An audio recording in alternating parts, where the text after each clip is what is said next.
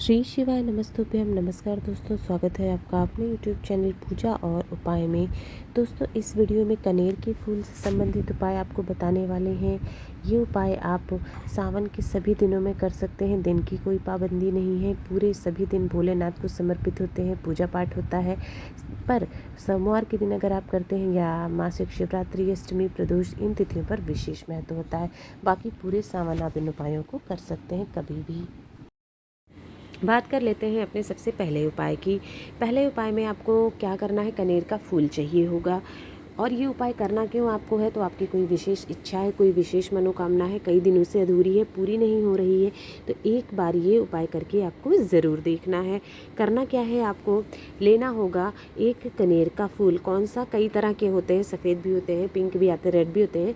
तो आपको पीले वाले कनेर को लेना है, ठीक है। जैसे स्क्रीन पर आप देख पा रहे हैं, एक मात्र कनेर चाहिए होगा आपको, पीला वाला कनेर, उसी का लाभ होता है। साथ ही साथ तांबे के लोटे में 1 लोटा आपको जल लेना है। हो सके तो उसमें आपको गंगा जल, अगर आपके पास है तो उसमें गंगा जल भी ज़रूर डाल लीजिएगा। बस ये 2 सामग्री लेकर के आपको चले जाना है शिव मंदिर, शिवलिंग के पास।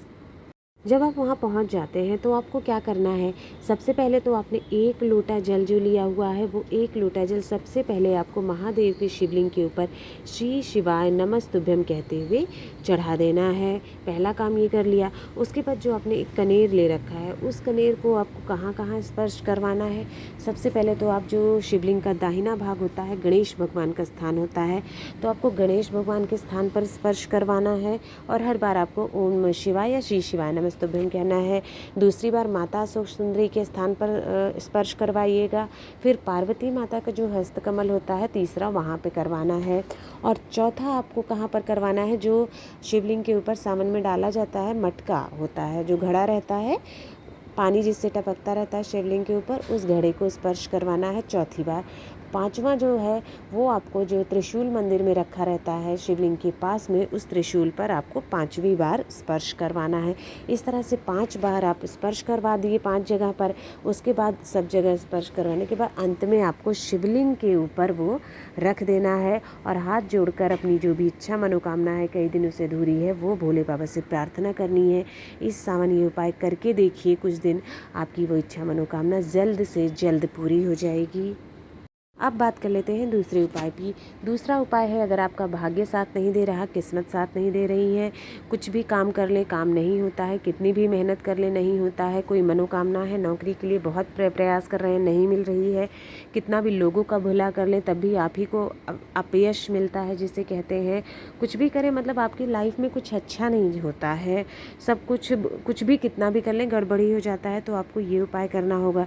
इस उपाय को भी करने के लिए आपको कनेर का फूल चाहिए होगा। कितने, मात्र 1 कनेर का फूल, वो भी पीला वाला, और किसी रंग का नहीं, कनेर का फूल पीला वाला ही चाहिए। साथ ही साथ आपको 2 लोटा जल लेना होगा। अब 2 लोटा आपका ज़रूरी नहीं है कि आप तांबे के लें, पीतल के लें, कोई भी 2 पात्र आप ले सकते हैं। चाहे स्टील का ले लें, चाहे 1 स्टील का लो, 1 तांबे का लो या 1 पीतल का लो, कैसे भी करके, मतलब 2 पात्रों में जल होना चाहिए। लोटा हो, चाहे आप 2 ग्लास भी ले सकते हैं इस तरह से। और उसमें थोड़ा सा आपको गंगा जल मिलाना है। जल अपने घर का रखना है, गंगा जल मिलाना है, और ये सामग्री लेकर के शिव मंदिर चले जाना है। जब आप वहाँ पहुँच जाएं तो आपको क्या करना है, जो कनेर का फूल आपने ले रखा है, सबसे पहले एक कनेर का फूल आपको लेना है और वो पार्वती माता के हस्तकमल जो है वहाँ पर आपको श्री शिवाय नमस्तुभ्यम कहते हुए टच कराना है।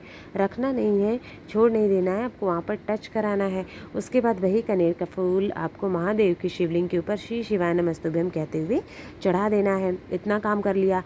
उसके बाद आपने जो 2 लोटा जल ले रखा है, वो 2 लोटा जल आपको शिवलिंग के ऊपर एक साथ, अलग अलग नहीं कि पहले 1 लोटा दूसरा लोटा, दोनों हाथों में आपको 1 लोटा जल पकड़ना है और एक साथ शिवलिंग के ऊपर श्री शिवाय नमस्तुभ्यम कहते हुए कुंदकेश्वर महादेव का नाम लेते हुए जल चढ़ा देना है। एक साथ में चढ़ाइएगा, अलग अलग नहीं चढ़ाना है, दोनों हाथों से एक साथ धार गिरनी चाहिए।